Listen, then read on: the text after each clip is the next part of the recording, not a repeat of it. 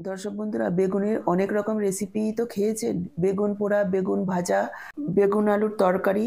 কিন্তু আজকে বেগুনের রেসিপিটা একেবারে নতুন ধরনের, খেতে অসাধারণ হয়, বানানোও একেবারে সহজ। তো চলুন একেবারে সময় নষ্ট না করে রেসিপিটা দেখে নেওয়া যাক।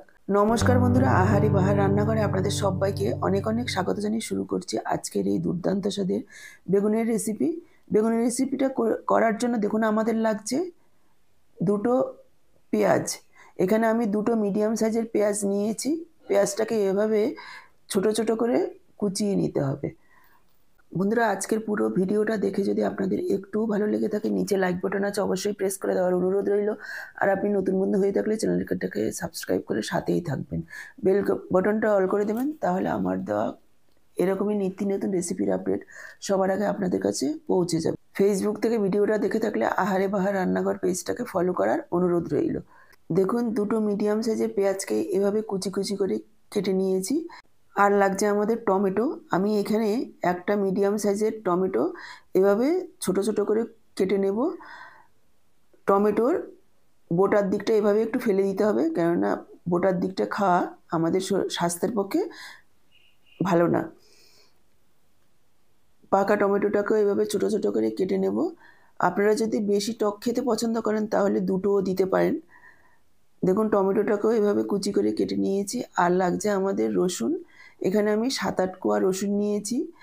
রসুনটাকেও ছোট ছোট করে কুচি করে নেব। এখানে কিন্তু পেস্ট করে দিলে চলবে না, এভাবেই কুচি কুচি করে দিতে হবে। পেঁয়াজ, টমেটো, রসুন এভাবে কুচিয়ে নিয়েছি। এবার চলে যাচ্ছি মূল রান্নায়। গ্যাসে দেখুন কড়াই বসিয়ে দিয়ে দিচ্ছি 2 চা চামচ পরিমাণ সর্ষের তেল। আপনারা আপনাদের পছন্দ অনুযায়ী রান্নার তেল ব্যবহার করতে পারেন। তেল গরম হয়ে যাওয়ার পর দিয়ে দিচ্ছি পেঁয়াজ কুচি। পেঁয়াজ কুচিগুলোকে ভেজে নেব, হালকা একটু ভেজে নিতে হবে।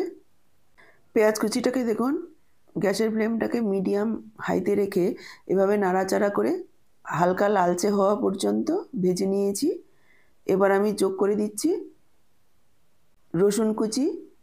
রসুন কুচিটাকেও হালকা লালচে হওয়া পর্যন্ত ভেজে নেব আরও 1 থেকে 1.5 মিনিট। গ্যাসের ফ্লেমটাকে কিন্তু হাইতে করা যাবে না। দেখুন, রসুনটাকেও হালকা লালচে করে ভেজে নিয়েছি। এবার আমি যোগ করে দিচ্ছি টমেটো আর দিয়ে দিচ্ছি পরিমাণ মতো লবণ। এখানে পরিমাণের থেকে একটু বেশি পরিমাণে লবণ আমি যোগ করে দিয়েছি। কেন দিয়েছি সেটা পরেই দেখতে পাবেন। 2 থেকে 3 মিনিট এভাবে নাড়াচাড়া করে একটু ভাজা ভাজা করে নেব, যাতে করে টমেটোটা নরম হয়ে আসে। দেখুন 2 মিনিট মতো একটু ভাজা ভাজা করে নিয়েছি। এবার আমি যোগ করে দেব কিছু গুঁড়ো মশলা।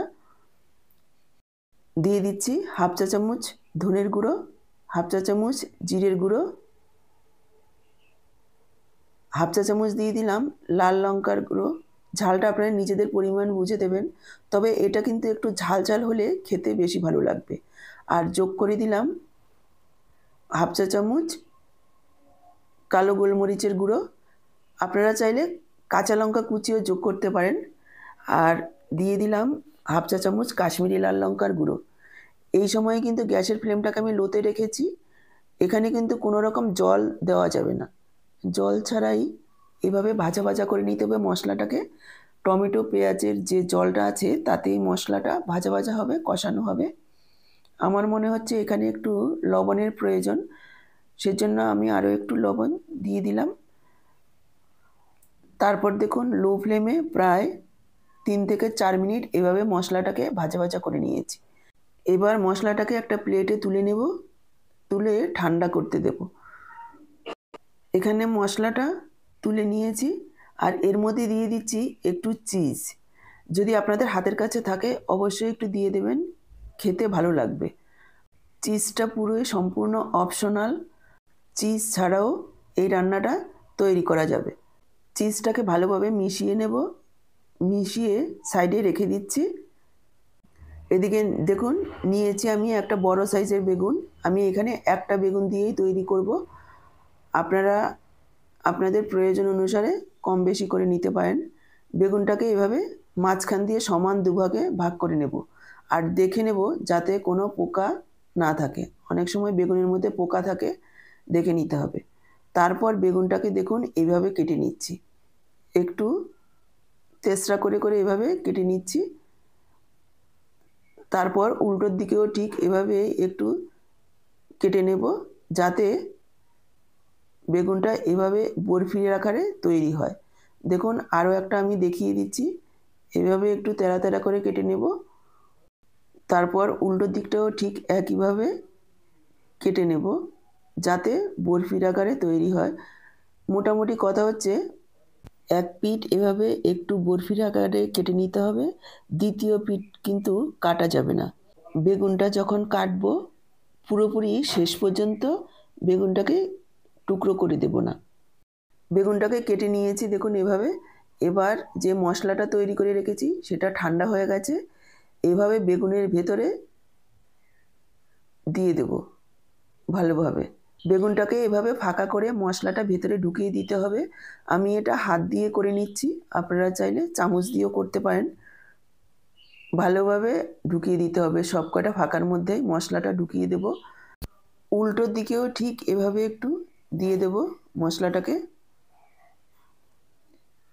এভাবেই বেগুনটাকে রেডি করে নিতে হবে। একটা বেগুন আমি এভাবেই রেডি করে নিয়েছি দেখুন। দ্বিতীয় বেগুনটাকেও ঠিক এভাবেই মশলাটাকে ঢুকিয়ে নেব।